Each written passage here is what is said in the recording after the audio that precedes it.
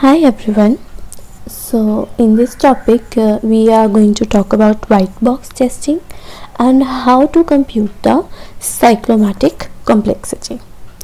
So, we have already talked about the program architecture, we have talked about problem partitioning, how to isolate input and output boundaries, how to identify transforms and transaction centers to create a structure chart. Now, when you have created a structure chart, it gives way for you to create your code, write your code. So based on the structure chart, you know what inputs a module is taking, which module is calling a particular module, which module this module is calling, what is the expected output. So based on that, you can write the code. So after you have written the code, it is important to test your code. Why do we need to test the code? We need to test your code because we have to see that there are no errors or bugs left inside. So bugs means that suppose you wanted an array to be there of size 10, but if you start to address size 11 or the element 12, that means you are going out of bounds. So a compiler will not show such kind of an error in some of the programming languages. In that case, you have to test. So you have to test if it is executing on the boundary conditions correctly, if it is following the loop till it is expected to, if it is executing the required functionality. So testing means that everything under this system is functioning properly. Module A, if it is supposed to call the module B, it is calling the module B. They both are interacting in a manner that is expected. All these things are covered under testing. So what is an objective of testing? So basically you are executing your program or the piece of code with the intent of finding an error. So it means that you will be giving an input and you would want to break the system. Now it may feel to most people that this is a very destructive strategy, that why would I want to break the system I built, or why would anyone want to break a system? But the point here is that if you give inputs that would make the program behave incorrectly, you would be able to uncover problems, underlying problems in the program. So once you deliver it to the client, then fixing these problems becomes difficult. So it's better that you try and break the system when it is in your hands and uncover as many bugs as possible. मतलब ये कि मैं programme को ऐसे input दूं जहाँ पे वो लाइकली है कि वो खराब तरीके से बिहेव करेगा, गलत आउटपुट दे सकता है, सिस्टम क्रैश हो सकता है, इस टाइप के इनपुट दूं और उसके बाद जो भी प्रॉब्लम्स मुझे अपने प्रोग्राम में, अपने कोड में नज़र आए, मैं उसको ठीक करूं. तो ये एक डिस्ट्रक्टिव एक्टिविटी नहीं है, ये एक कंस्ट्रक्टिव एक्टिविटी है. तो जब भी आप कोड को टेस्ट कर रहे हैं तो एक काइंड ऑफ फीडबैक दे रहे हैं डेवलपर को, ये कि ये प्रॉब्लम्स हैं, आप इनको फिक्स कर दीजिए. तो कोड डिलीवरेबल हो जाता है. जब क्लाइंट या कस्टमर को कोड मिलता है तब वो सही तरीके से परफॉर्म कर रहा है. सो आप ब्रेक करने के हिसाब से सिस्टम को एग्जीक्यूट करते हैं. जब आप एग्जीक्यूट करते हैं तो आप ये चेक करने की कोशिश करते हैं कि जो आपकी SRS में रिक्वायरमेंट्स लिस्टेड हैं, क्या वो ये सारी रिक्वायरमेंट्स मीट कर रहा है आपका सिस्टम. कि हमने बोला है कि SRS में XYZ 3 टाइप की चीज़ें होनी चाहिए, तो क्या वो तीनों एग्जीक्यूट हो रही है, वो फंक्शनैलिटी ये प्रोवाइड कर रहा है. अगर हम ये बोल रहे हैं कि ये प्रोग्राम कुछ काम करेगा, for example code is suppose to execute and find the area of a triangle. So is it actually computing the area of a triangle? And if it is supposed to compute the area of the triangle based on the hero's formula, then you should not be using the formula 1/2 into base into height. So whether it is fit for the purpose and does it achieve what we intended for it to achieve. So you are going to check for bugs, uncover bugs. You are going to check that it is mapped to all the requirements in the SRS, and a particular piece of code, if it is saying that I am doing something, it should actually actually be doing that thing. So this is the objective of testing. You would want to see what it is expected to do, and you don't want it to add some extra functionality, neither do you want to miss out on any functionality. That is more important. Delivering something that is not expected is out of scope, and even if it is an extra feature more than what you are expected to deliver, a customer may not be able to appreciate it. So please stick to the requirements and only execute and only build what you have promised to build, nothing more, nothing less. So these are the objectives that we have talked about. You will be testing a program to find errors, so as many errors as possible should be found at this stage to check if system meets the requirements and if it successfully meet the requirements, and जिस environment में काम करेगा उसमें वो successfully सारे requirements implement कर पाए. To check if the system is fit for purpose, well, it is executing as expected, it is fit and it is performing well. So we are talking about performance here. And to check if the system what it is expected to do, nothing more, nothing less. तो एक good taste क्या है? एक good taste ऐसा test लिखा गया हो जिसकी प्रोबेबिलिटी बहुत हाई हो to find an undiscovered error, कि अभी तक जो एरर नहीं ढूंढा जा सका है, गुड टेस्ट उसको अनकवर कर पाए, ये उसकी प्रोबेबिलिटी ज़्यादा हो और वो सक्सेसफुल हो एक अनडिस्कवर्ड एरर को फाइंड करने में. It should not B redundant, मतलब ऐसा टेस्ट केस अगर पहले लिखा जा चुका है और दोबारा लिखा जा रहा है तो वो रिडंडेंट है, तो वो गुड टेस्ट नहीं होगा. And it should not be too simple and it should not be too complex, कि ट्रिवियल चीज़ें जो ऑब्वियस है आप उसको स्किप आउट कर सकते हैं, बट बहुत ज़्यादा कॉम्प्लेक्सिटी भी नहीं होनी चाहिए एक गुड टेस्ट में. और टेस्टर का क्या काम है? तो डेवलपर का, कोडर का काम है कोडिंग करना, लेकिन एक टेस्टर की जॉब भी उतनी ही इम्पॉर्टेंट होती है किसी भी सॉफ्टवेयर एनवायरनमेंट में. सबसे पहले उसका काम है कि एज मैनी बग्स, जितने भी पॉसिबल नंबर ऑफ बग्स हैं वो अनकवर कर पाए, जितनी जल्दी हो सके उनको रिपोर्ट करे और उनको फिक्स करवाए डेवलपमेंट टीम के द्वारा. He should be able to understand the application well. इसका मतलब ये है कि उसको एंड टू एंड ये पता होना चाहिए कि ये सिस्टम और ये एप्लीकेशन क्या काम कर रहे हैं. So he has to study the functional requirements to understand the application, how various modules are reacting and talking to each other, what are the requirements, all these things, all this knowledge is needed by the tester also. He should be able to ascertain where the bugs are likely to occur. देखिए मोरलेस जब आप code लिखते हैं तो वो ठीक ही होता है, बट कुछ ऐसे पॉइंट्स होते हैं जब डेवलपर मिस कर जाता है. प्रॉब्ली कोई बाउंड्री कंडीशन चेक करना, एरर केसेस जो है ठीक से रिटर्न ना कर पाना, डेटा स्ट्रक्चर्स में प्रॉब्लम. तो टेस्टर को ये पता होना चाहिए कि डेवलपर के डेवलपमेंट के टाइम पे क्या लाइकली एरियाज होंगे जहाँ मिस्टेक्स हुई होंगी. सो इससे उसका काम आसान भी हो जाता है और क्विक भी हो जाता है. But if he goes and test on those portions first, in that case he will be able to uncover bugs quickly. कि अगर हमें ये पता है कि हम लिंक लिस्ट इंप्लीमेंट कर रहे हैं और हमने एंड ऑफ लिंक लिस्ट पे नल पॉइंटर की चेकिंग नहीं करी, या कोई भी नोड एम्प्टी है या नल है उसको चेक नहीं किया, तो वो सेगमेंटेशन फॉल्ट करेगा. तो एरर, अगर टेस्टर को ये पता है कि इस टाइप के एरर्स पॉसिबल है, तो वो इस टाइप की कंडीशंस को पहले टेस्ट करे और जल्दी बग्स रिपोर्ट कर पाए. He should be able to study the code to ensure that each and every line of the code is tested.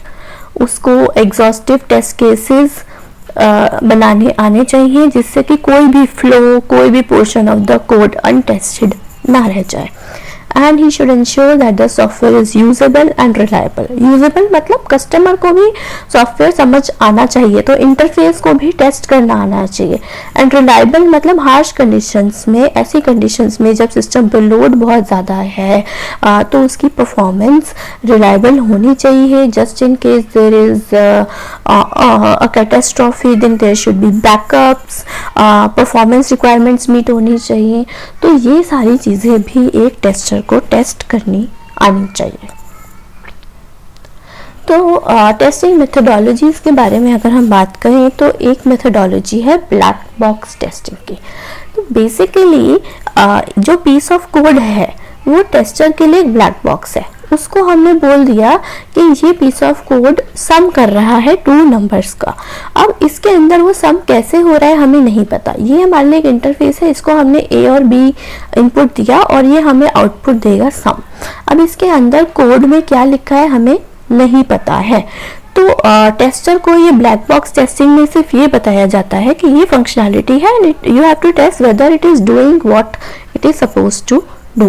तो टेस्टर का काम है चेक करना कि मैं अगर 2 इनपुट दूंगा, किसी भी टाइप के 2 इनपुट दूंगा, तो क्या ये उसका सम मुझे रिटर्न करेगा। अगर हाँ तो टेस्ट सक्सेसफुल है, अगर नहीं तो टेस्ट अनसक्सेसफुल है। But he does not know the underlying code, what are the data structures use, what is the flow of the program. इस कोड पीस में क्या लिखा है उसको नहीं पता। सो नेक्स्ट अप्रोच है हमारी वाइट बॉक्स टेस्टिंग। तो वाइट बॉक्स टेस्टिंग कहती है कि मुझे कोड के बारे में सब कुछ पता है, कौन इसको कॉल कर रहा है, ये किसी चीज़ को कॉल कर रहा है कोड या नहीं, किसी मॉड्यूल को कॉल कर रहा है, ये कहाँ रिटर्न हो रहा है, इसके अंदर डेटा स्ट्रक्चर्स क्या यूज़ किए गए हैं और इसकी फंक्शनैलिटी क्या है। So the tester knows everything inside the code. तो ये वाइट बॉक्स टेस्टिंग कहलाती है बिकॉज सब कुछ क्लियर है टेस्टर को कि इसके अंदर कैसे कैसे काम हो रहा है।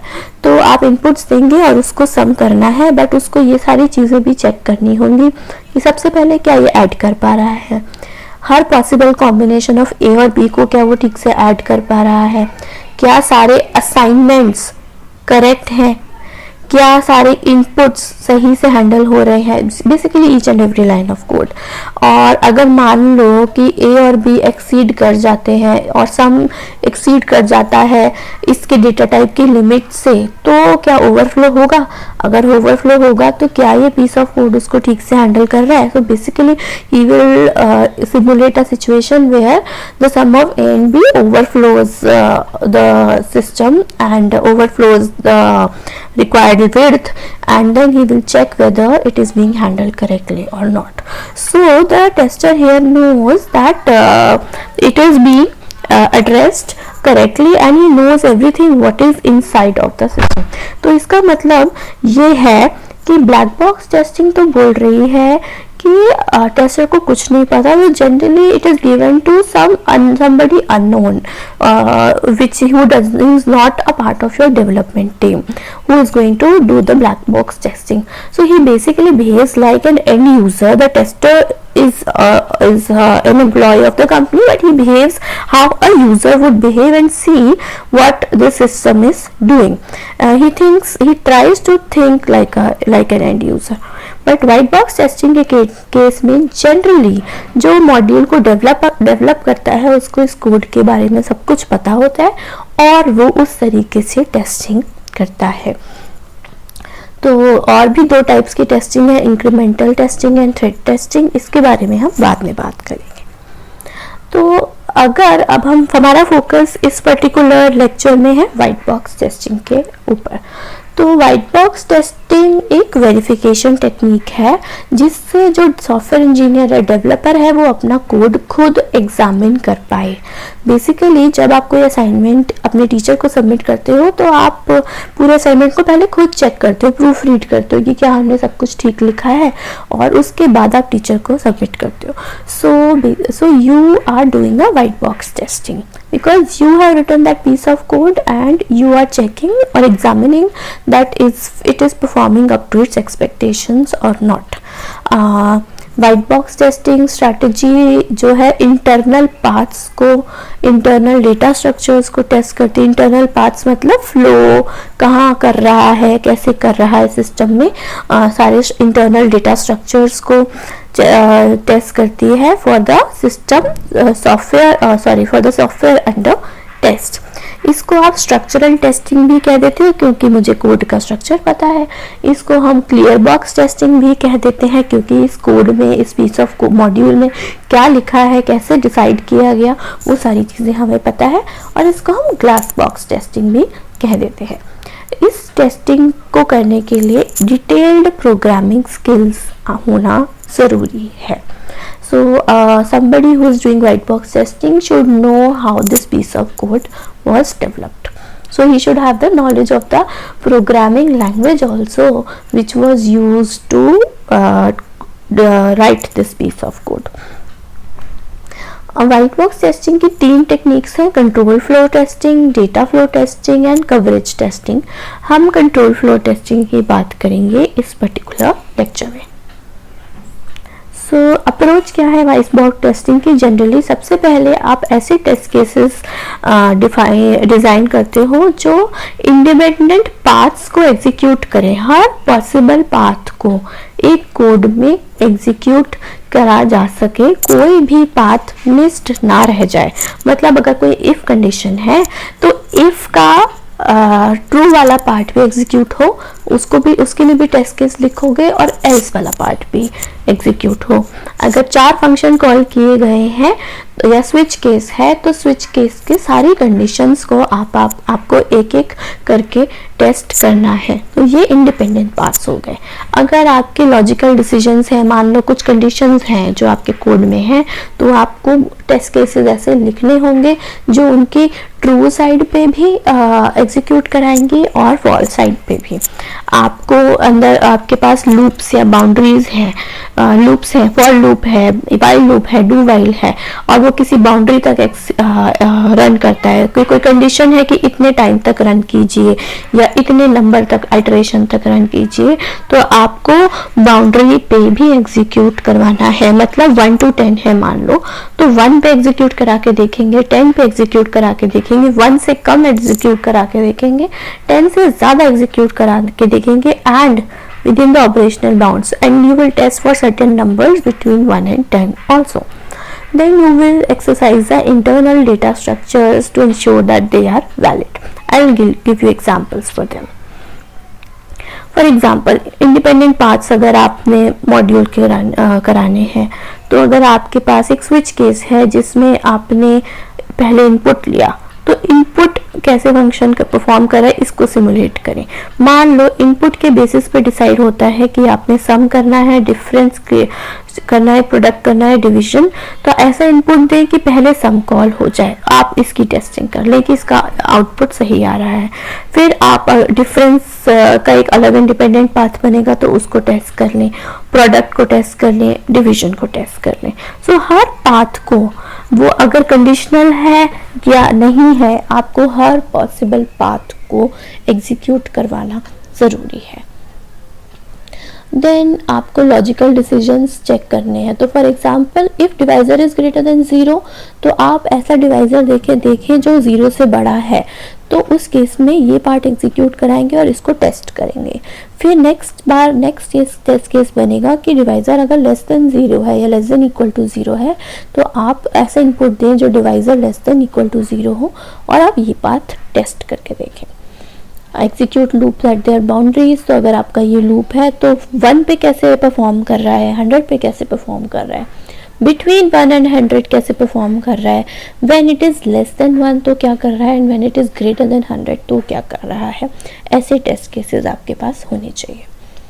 मान लो आपने स्टैक यूज़ किया एक कोड में, so you could use stack, heaps, you could use queues, so whatever data structures you are using. तो मान लो आपके पास ये एक पीस ऑफ कोड है जिसमें आपने एलिमेंट एक स्टैक क्रिएट किया और आपके 2 ऑपरेशंस हैं, push and pop, and you can also check for top. तो आप क्या क्या एग्जीक्यूट कराएंगे कि जब आपका स्टैक एम्प्टी होता है और आप उसको पॉप करने की कोशिश करते हो तो क्या होता है, जब आपका स्टैक फुल होता है और आप उसको पुश करने की कोशिश करते हो तो क्या होता है, आपकी टॉप पोजीशन है तो इस टाइम पे टॉप कहाँ पे है, ये सारी चीज़ें आप टेस्ट करोगे. तो इसका तरीका यही है कि आप अपने सिस्टम अंडर टेस्ट SUT को एनालाइज करो, उसके सारे पाथ्स आइडेंटिफाई करो, ऐसे टेस्ट केसेस या इनपुट लो कि सारे पाथ सेंसिटाइज हो जाए. मतलब हर पॉसिबल पाथ एटलीस्ट एक बार तो एग्जीक्यूट हो, ऐसे इनपुट्स आपको चूज़ करने पड़ेंगे. फिर आप लिखिए कि अगर ये इनपुट दिया जाता तो एक्सपेक्टेड रिजल्ट क्या होना चाहिए. एंड उसके बाद आप टेस्ट को रन कीजिए और एक्चुअल आउटपुट जो आ रहा है कोड का वो नोट डाउन कीजिए। फिर क्या एक्सपेक्टेड और एक्चुअल सेम है? अगर सेम है तो टेस्ट केस पास है, अगर सेम नहीं है तो फेल है। तो जब कोई टेस्ट केसेस फेल होते हैं तो उनको एज बग्स आप रिपोर्ट करेंगे। एक एग्जांपल ले लेते हैं जो मैंने भी स्टैक डेटा स्ट्रक्चर का दिया। तो मान लो कि स्टैक में ऑपरेशंस हैं push and pop and there is one element which is top which tells me the current number of items on the top of the stack. तो अगर मुझे सबसे पहले मेरा push element on an empty stack है तो मैं इसको कैसे टेस्ट करूँगी कि सबसे पहले स्टैक एम्प्टी रखूँगी और उसमें फर्स्ट एलिमेंट डालूँगी। तो एक्सपेक्टेड आउटपुट क्या है, आपका टॉप अब 1 हो जाए और अगर आप इसको रन करें और आपका आउटपुट सक्सेस आए और टॉप 1 हो जाए, इसका मतलब ये टेस्ट केस पास है। अगर मान लो ये एलिमेंट था, स्टैक था 5 एलिमेंट्स का, तो 5 से ज़्यादा अगर एलिमेंट्स हैं तो मुझे एक स्टैक फुल का मैसेज आना चाहिए और ये बताना चाहिए कि स्टैक सिर्फ 5 एलिमेंट्स का है। तो मैंने एम्प्टी स्टैक में 1 2 3 4 5 6 इनपुट डाले, तो वो मुझे उसको बताना चाहिए कि स्टैक फुल है और टॉप अभी 5 है which is the maximum elements. अब मैंने इसको रन करके देखा तो मुझे यही सेम आउटपुट मिला, तो मतलब ये टेस्ट केस पास है। अब हम चेक करेंगे कि एम्प्टी स्टैक है तो क्या होता है। तो मैंने एम्प्टी स्टैक को पॉप कराने की कोशिश करी। तो जब मैंने पॉप किया तो एक्सपेक्टेड आउटपुट है कि this should not be allowed because the stack is empty, but actual में जब मैंने टेस्ट किया तो अलाउ भी हुआ और अब टॉप मेरी 2 हो गई। इसका मतलब मेरे पॉप में कुछ इम्प्लीमेंटेशन प्रॉब्लम है कि वो एम्प्टी स्टैक को पॉप कर रहा है, तो मेरा टेस्ट केस फेल हो गया। अगर मुझे फुल स्टैक को पॉप करना है तो उसको सिमुलेट करने के लिए, क्योंकि मेरे पास 5 एलिमेंट्स हैं स्टैक में, तो मैंने 5 पॉप ऑपरेशंस लगा दिए। इसका मतलब स्टैक जो एम्प्टी है उसके उसको ये बताना चाहिए कि मेरा स्टैक एम्प्टी है और मेरी टॉप पोजीशन लोएस्ट पोजीशन है विच रिप्रेजेंट्स एन एम्प्टी स्टैक। तो मेरा जो आउटपुट आया वो टॉप आया 2 और स्टैक एम्प्टी का मैसेज नहीं आया। इसका मतलब कि पॉप में कुछ प्रॉब्लम है, तो मेरा टेस्ट केस फेल हो गया। और मुझे प्रिंट करना है टॉप, कि अब मुझे ये चेक करना है कि टॉप की पोजीशन सही दे रहा है। तो सिंपली प्रिंट करा के देखो, लेट्स अज्यूम कि हमने एक ही एलिमेंट डाला था तो टॉप को 1 होना चाहिए था, इसने मुझे टॉप को 1 दे दिया। इसका मतलब this test case is pass. So basically I have 3 pass cases and 2 fail cases. तो इसका मतलब कि मेरा पॉप वाले फंक्शनैलिटी में कुछ प्रॉब्लम है which I have to get it corrected. So you should not shy away from writing as many test cases as possible, and you should not shy away if there are certain number of failures. जितने failures हैं इस time पे uncover हों, जितने fail test cases इस time पे uncover हों, उतना ही अच्छा है, the better will be your code. So हम वाइट बॉक्स टेस्टिंग कहाँ यूज़ करते हैं? हम किसी भी लेवल पे अप्लाई कर सकते हैं, during unit testing, during integration testing, during system testing. Unit testing मतलब हर मॉड्यूल की इंडिविजुअल लेवल पे टेस्टिंग। इंटीग्रेशन टेस्टिंग मतलब सारे मॉड्यूल्स को जब आप एक साथ रख के एक पूरा कंप्लीट एप्लीकेशन, आप सॉफ्टवेयर एप्लीकेशन बनाते हो तो वो आपस में कैसे इंटरेक्ट कर रहे हैं, वो इंटीग्रेशन टेस्टिंग। सिस्टम टेस्टिंग मतलब जब ये एप्लीकेशन एक्सटर्नल एनवायरनमेंट के साथ इंटरेक्ट करता है और या कोई एक्सटर्नल इंटरफेसेस यूज़ कर रहा है और उनके साथ इंटरेक्ट करता है तो पूरा सिस्टम कैसे बिहेव करता है, इसकी testing. So white box testing आप इन तीनों लेवल्स पे यूज़ कर सकते हैं। So it is more than code testing, it is basically path testing. So we can apply the same techniques to the test paths between modules within subsystems, between subsystems within the systems, and even between the entire systems.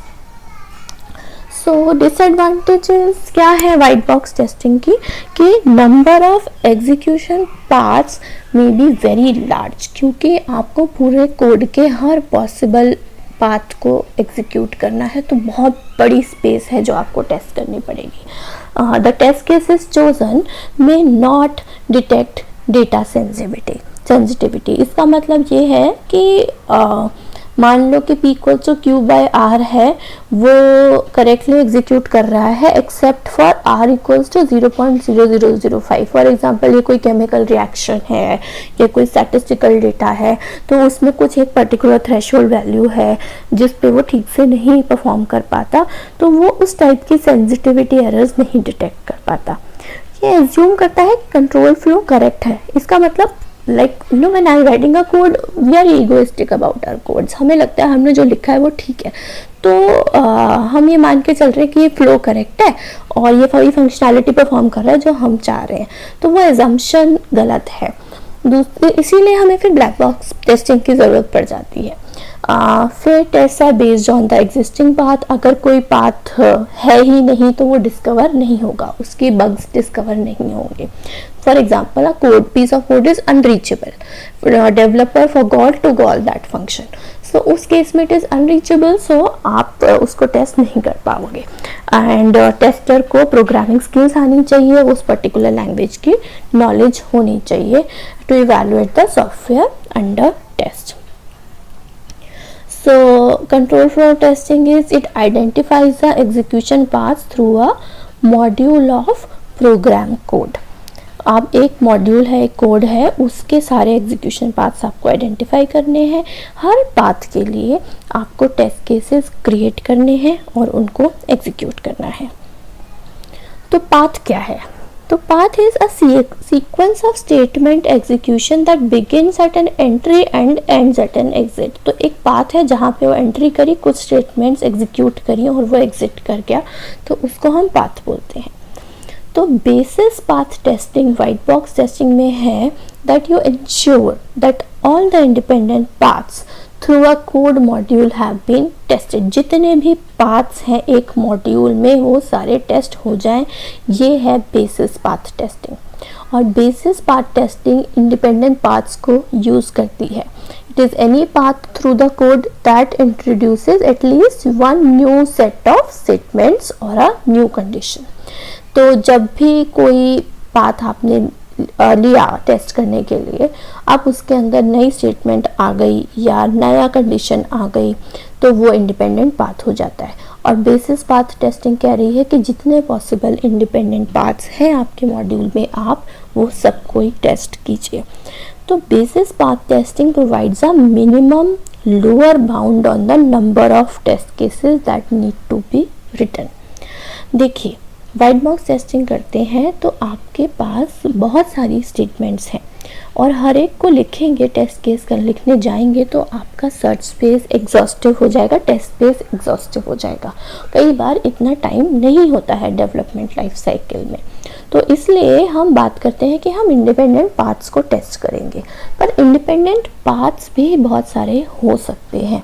तो basis path testing कह रही है कि मुझे minimum number of independent paths find out करने हैं कि जो मैं टेस्ट कर लूँ तो मेरे उस कोड की कवरेज हो जाए, पूरी कवरेज हो जाए। तो वो एक लोअर बाउंड प्रोवाइड करता है कि कितने टेस्ट केसेस होने चाहिए जो हमें लिखने हैं।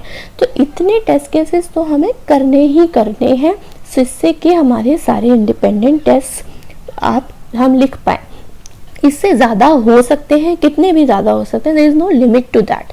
सो you can keep on testing as much time as you have and there is no limit, but आप इससे कम नहीं कर सकते।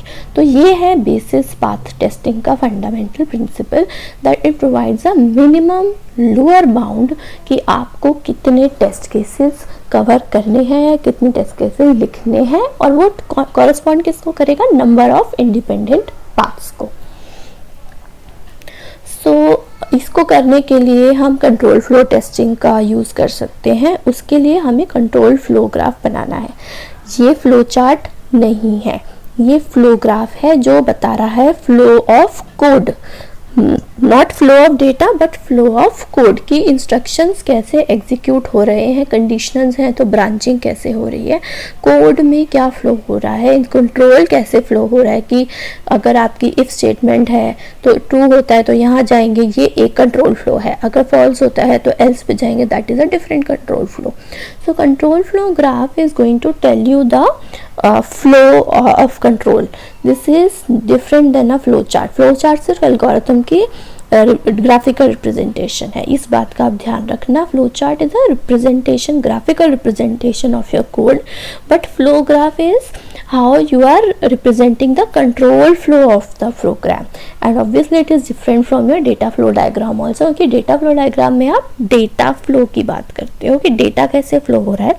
flow chart में आप सेम सूडो कोड को या एल्गोरिथम को ग्राफिकली रिप्रेजेंट करते हो, लेकिन कंट्रोल फ्लो ग्राफ में आप रिप्रेजेंट कर रहे हो कि फ्लो कैसा है, कंट्रोल फ्लो कैसा है किसी कोड का, कि अगर इफ आया तो वो इधर इफ ट्रू है तो यहाँ ब्रांच करेगा, इफ फॉल्स है तो यहाँ ब्रांच करेगा, so on and so fourth. जहाँ भी कंडीशन होती है उसको मैं प्रेडिकेट नोड कह देती हूँ. Everything which is represented in the circle is known as a node, and हर नोड से आप दूसरी नोड पे जा सकते हो. तो ये आपकी एजेस या आर्क्स हैं, और अगर आपकी 5-6 स्टेटमेंट्स एक सीक्वेंस में है तो आप उनको टुगेदर एक वन नोड फॉर्म कर सकते हो. फिर एक कंडीशन है तो कंडीशन का ट्रू पार्ट होगा और फॉल्स पार्ट होगा, तो जहाँ पे भी कंडीशन है उसको आप प्रेडिकेट नोड कह देते हो. And so this is basically your nodes, this is your predicate node. And जो भी बाउंडेड होते हैं वो रीजन्स होते हैं. So this is one region, this is one region, and this entire thing is another region. तो अब आपको अगर basis path set find out करना है, वो मिनिमम बाउंड फाइंड आउट करना है, तो वो आप साइक्लोमेटिक कॉम्प्लेक्सिटी या साइक्लोमेटिक नंबर से फाइंड आउट कर सकते हो, which is equal to e-n+2 और which is equal to number of region. So e is basically your edges, n is your number of nodes, and उसमें 2 add कर दें, so that is your cyclomatic number. Similarly vg equals to r मतलब number of regions 1, 2 and 3 in this case. तो अगर मान लो कि आपके पास एक वाइल लूप है, तो ये वाइल लूप है, अगर वाइल ट्रू है तो आप यहाँ आओगे विच इज बी. तो अगर if B condition is true तो आपने एक नोड बी के लिए बना दिया. ये वाइल ए के लिए आ गया एक कंडीशन और बी के लिए कंडीशन. तो this is also predicate node, क्योंकि यहाँ टेस्टिंग हो रही है कि ए ट्रू है या नहीं. This is also predicate condition to test whether B is true और not. So if A was true you get inside, and if B is true you go to C, else you go to D. And after that, once this is done, you both C and D exit to E, and E continues to go back to A because this is a while loop. And उसके बाद अगर जैसे ही A false होता है तो आपका programme F पे exit कर रहा है.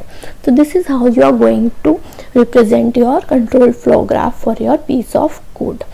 तो अगर मैं साइक्लोमेटिक नंबर कंप्यूट करूं तो E is the number of edges 1, 2, 3, 4, 5, 6 and 7. Number of nodes is 6, 1, 2, 3, 4, 5, 6. So 7 minus 6 plus 2 equals to 3. Now let me count the number of regions. 1 region, 2 region and 3 region. So basically this VG should map कि E-n+2 से compute करो या R से compute करो, same ही आना चाहिए. Control flow graph को represent करने के लिए अगर सीक्वेंस ऑफ स्टेटमेंट्स है, सिंपली 1, 2, 3, 4, 5 स्टेटमेंट्स, तो आप एक नोड से दूसरे नोड पे डायरेक्टली जा सकते हैं. अगर इफ एल्स कंडीशन है तो if, so true side, false side, and once both of them have executed then you will go to the next statement. So this is how you represent if. Then this is your do while or repeat until. So first you will do whatever it is supposed to do, then you will test. So this is your while. So do while and then go back. You keep on going back till while condition is true. As soon as it turns false you exit to the next set of statements.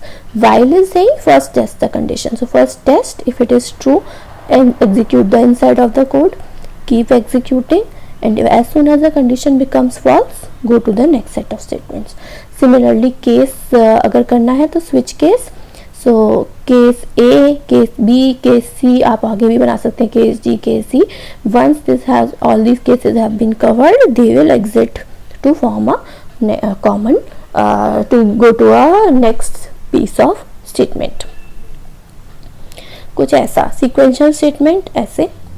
अगर if condition है तो true, false, then go to the next set of statements. अगर cases हैं तो मान लो आपका case L1 है, सो L1 is executing S1, case L2 है तो it is executing S2, case SN है तो इट इज एग्जीक्यूटिंग SN। तो यहाँ पे 1 2 3 4 सारे बबल्स आप नोट डाउन करेंगे, जिस पे भी वो ब्रांच करेगा इन एरोज के थ्रू ब्रांच कर सकता है। जब ये केस खत्म हो जाएगा तो आप नेक्स्ट सेट ऑफ स्टेटमेंट, इस केस में एंड है तो वहाँ पहुँच जाएंगे। इफ का अगर एल्स में नहीं है तो if this is true then go to S1, if this is not true go to next set of statements and S1 execute करके भी next set of statement। यहाँ if else है तो दो नोड्स है, यहाँ सिर्फ एक if है else नहीं है, तो आप यहाँ आ सकते हैं। सो while ये रिप्रेजेंट कर रहा है कंडीशन टेस्ट करी, अगर ट्रू है तो S को एग्जीक्यूट करो, तब तक करते जाओ जब तक कंडीशन फॉल्स नहीं हो जाती। जैसे ही फॉल्स हो जाए नेक्स्ट सेट ऑफ स्टेटमेंट पे आ जाओ। फॉर लूप है initialization condition, go on doing what you are supposed to do and then move out of the loop. Similarly do while है, डिफरेंट फ्रॉम वाइल। डू में first you execute your set of statements, keep on repeating and exit as soon as the condition is met, is not met। तो साइक्लोमैटिक complexity बोल रही है कि आपको number of independent paths या basis paths find out करने हैं, minimum number find out करना है which is the lower bound. ये आप याद रखिए। साइक्लोमैटिक कॉम्प्लेक्सिटी की इंपॉर्टेंस क्या है कि आपको वो लोअर बाउंड फाइंड करना है कि जितने टेस्ट केसेस या जितने नंबर ऑफ इंडिपेंडेंट पाथ के लिए मुझे टेस्ट केसेस लिखने ही लिखने हैं। So cyclomatic complexity is a software metric, it is the value computed which defines the number of independent paths in a program. It is computed so as we can define a lower bound on the number of paths that have to be tested, कि इतने कम से कम test cases होने ही चाहिए। So it is defined as Vg equals to E minus n plus 2, where E is the number of edges, n is the number of nodes, and you add 2 to it. Vg equals to R is the number of regions, and Vg equals to P plus 1 is the number of predicate or decision or conditional nodes in the program. So all these values should match. You will compute this, you will compute this, you will compute this. So if this value is 5, this should also be 5 and this should also be 5. If they are not matching, then you have made some mistake. कुछ ऐसा मान लो ये आपका flow graph था, तो nodes देखिए कितने हैं, 1 2 3 4 5 6 एंड 7, एंड आपकी एजेस कितनी है, 1 2 3 4 5 6 7 8 9, एंड आपके प्रेडिकेट नोड्स, यहाँ डिसीजन हो रहा है 1, यहाँ डिसीजन हो रहा है 2, यहाँ डिसीजन हो रहा है 3। तो फॉर्मूला के हिसाब से 9 minus 7 plus 2 which is 4, number of predicate nodes is 3, so C3 plus 1 is 4. So match regions find out करो, 1 region, 2 region, 3 region and the entire thing is a region. So again number of regions is R equals to 4. तो अब आपने क्योंकि साइक्लोमैटिक complexity find out कर ली है, तो आपको ये पता है इतने इंडिपेंडेंट पाथ्स हैं जिसको मुझे टेस्ट करना है। तो अब आप अपना बेसिस सेट फाइंड आउट करो। बेसिस सेट क्या है, a set of linearly independent paths. तो इस केस में आपको 4 इंडिपेंडेंट पाथ्स बनाने हैं जो आपका बेसिस सेट बनेगा।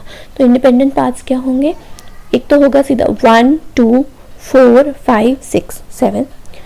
अगर 2 की कंडीशन फॉल्स थी, अगर 2 की कंडीशन ट्रू थी तो 1 2 3 4 5 6 7। तो इस केस में आपने नया 3 इंट्रोड्यूस कर दिया, तो second independent path. The next is 1 2 4 and 7।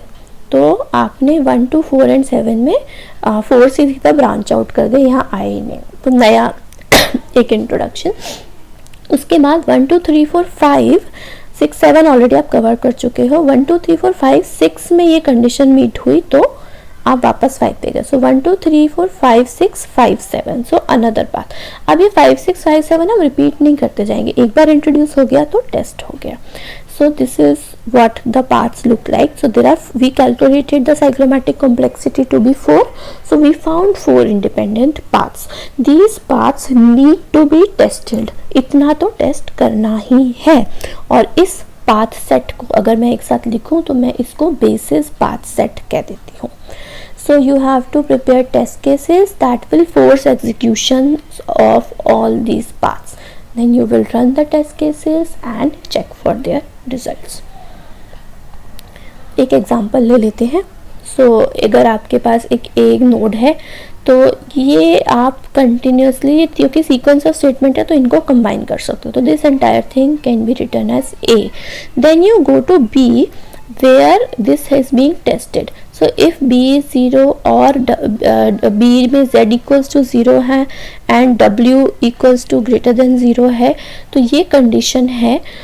ये कंडीशन में अगर आपकी ट्रू है तो आप c पे जाएंगे, फॉल्स है तो आप d पे जाएंगे. और उसके बाद जब ये दोनों एग्जीक्यूट हो जाएंगी तो आप e पे आ जाएंगे. तो आपके नंबर ऑफ नोड्स 1 2 3 4 5 है और आपके नंबर ऑफ एजेस 1 2 3 4 5 है. सो एंड आपके नंबर ऑफ रीजन्स हैं 1 एंड 2. सो आप इसकी साइक्लोमेटिक कॉम्प्लेक्सिटी कंप्यूट कर सकते हैं. अब हम बात करते हैं कि जब हमारे पास कॉम्प्लेक्स डिसीजंस हैं, मतलब कंडीशंस हैं और या एंड में अगर आता है, तो अगर आपके पास ए है तो ये शॉर्ट सर्किट ऑपरेटर है. जब ये शॉर्ट सर्किट ऑपरेटर है तो अगर a ट्रू हो जाएगा तो आप यहाँ आ जाएंगे. इसका मतलब यह है कि if a is true you need not test b.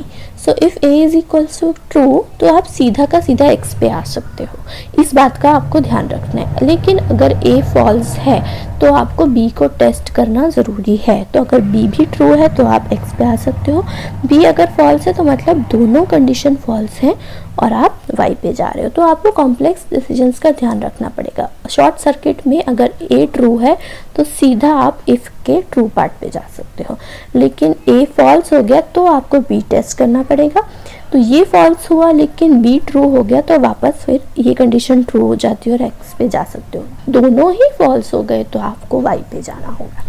Similarly a and b के केस में दोनों को ट्रू होना पड़ेगा x पे जाने के लिए. तो a अगर फॉल्स हो गया, शॉर्ट सर्किट है तो सीधा बाहर आ जाएगा. तो आगे यहाँ टेस्ट करने की ज़रूरत नहीं है, पाथ यही बनेगा. a is false so this entire condition is false, so I go to while. But if a is true then I have to check for b. अगर b false हो गया तो मैं false वाली साइड पे चली जाऊंगी, लेकिन b true हुआ तभी मैं x पे आऊंगी. So आपके नंबर ऑफ नोड्स आपके कॉम्प्लेक्स डिसीजन के बेसिस पे चेंज होते जाएंगे. इसकी बात आपको ध्यान से समझनी है. So control flow graph again for this program is without conditions आपने ये रखा, लेकिन with conditions आपका ये होना चाहिए. तो आपको आइडियली ये कंट्रोल फ्लो ग्राफ बनाना है where you are testing all the conditions. So इस केस में आपने सारी कंडीशंस जब टेस्ट करी तो आपका ये कंट्रोल फ्लो ग्राफ बना. तो आपके नंबर ऑफ नोड्स हैं आपके 7 और एजेस हैं 7, नोड्स हैं 6 विच इज़ 3. सो आपके 3 पाथ बनते हैं, 3 टेस्ट केसेस बनते हैं. A to Z W C E, A Z W C E, A Z W D E and A Z C E. And अगर आप नंबर ऑफ रीजन्स पे देखें तो 1 रीजन, 2 रीजन एंड 3 रीजन. अगर आप number of predicate nodes पे देखें तो 1 2 and 2 plus 1 3. So three possible independent paths are there and this is your basis set. तो अब आपके लिए इसके लिए टेस्ट केसेस अगर लिखने हैं तो इसका मतलब यह है कि आप A से Z पे आए. जब आपने Z को चेक किया तो आपका जो है Z इक्वल्स टू 5 और W इक्वल्स टू 5. तो मतलब basically Z equals to 0 false करा के देख लो और W ग्रेटर देन 0 ट्रू करा के देख लो. सिमिलरली Z को 0 के बराबर करा के देख लो लेकिन W को नेगेटिव कर दो. और लास्ट में आप जब Z को फॉल्स और W को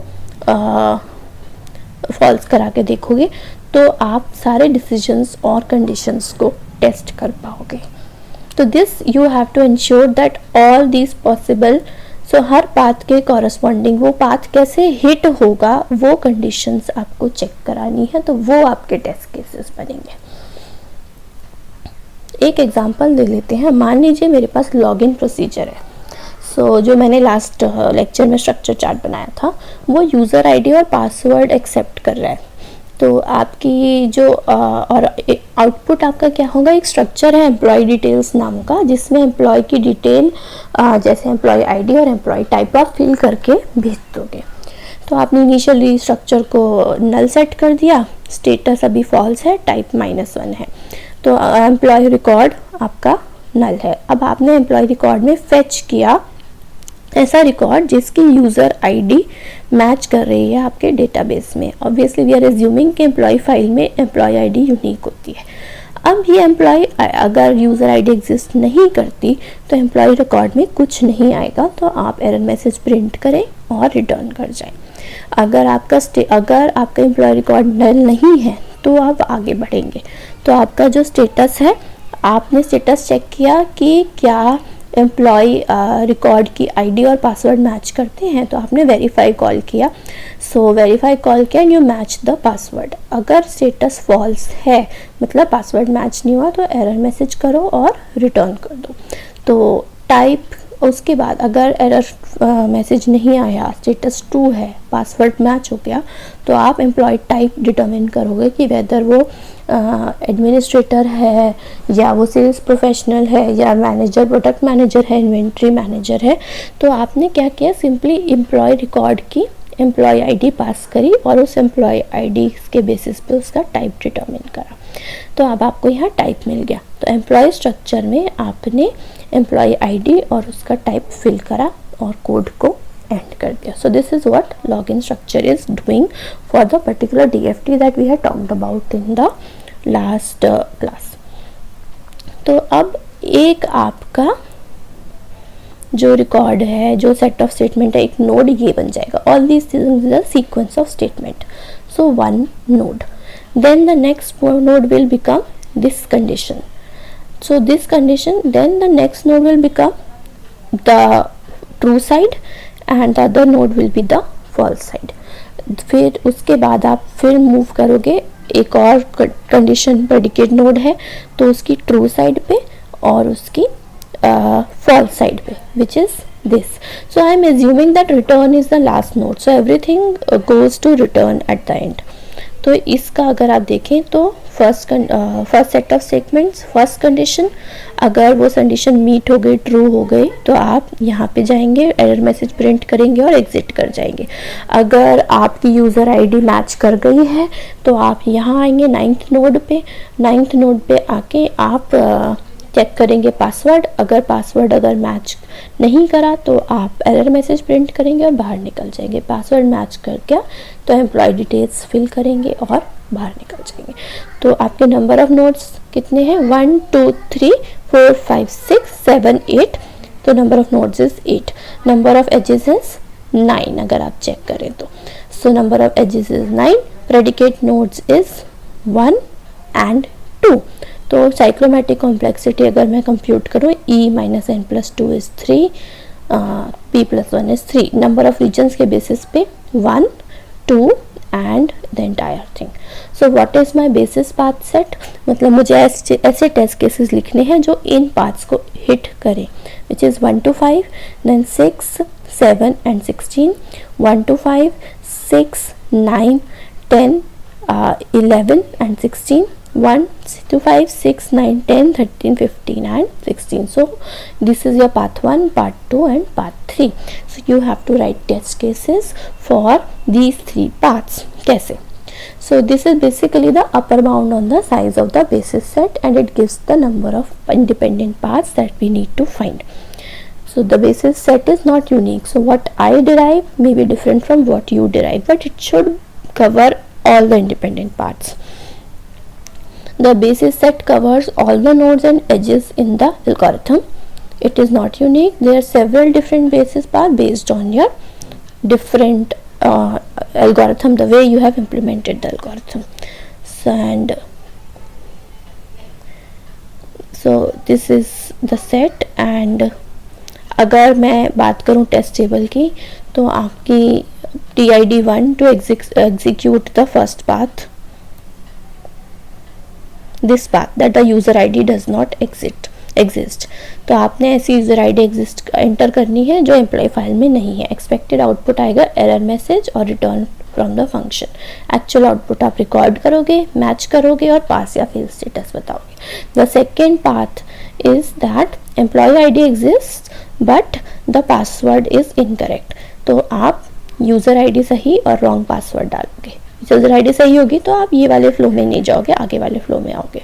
फिर आप एरर मैसेज प्रिंट कराओगे और रिटर्न कर दोगे. एक्चुअल आउटपुट रिकॉर्ड करोगे और पास या फेल स्टेटस अपडेट करोगे. अगर यूज़र आईडी और पासवर्ड मैच हो जाता है तो आपको एम्प्लॉय का स्टेटस डिटरमिन करना है. तो correct user ID and password आप डालोगे और एक्सपेक्ट करोगे कि यूज़र आईडी और उसका टाइप फिल होके आए. एक्चुअल आउटपुट रिकॉर्ड करोगे और पास या फेल का स्टेटस बता दोगे. So this is what we have learned in cyclomatic complexity. Write your piece of code and compute the cyclomatic complexity. Find the independent paths. Write the basis path set, which is the set of all independent paths. Write the test cases to hit those independent paths and record your results. So that was all about white box testing and cyclomatic complexity for this lecture. In case you have any questions on cyclomatic complexity, you can ask them in comments. You can like this channel, you can share this video, and you can subscribe to my channel to keep learning. Thank you.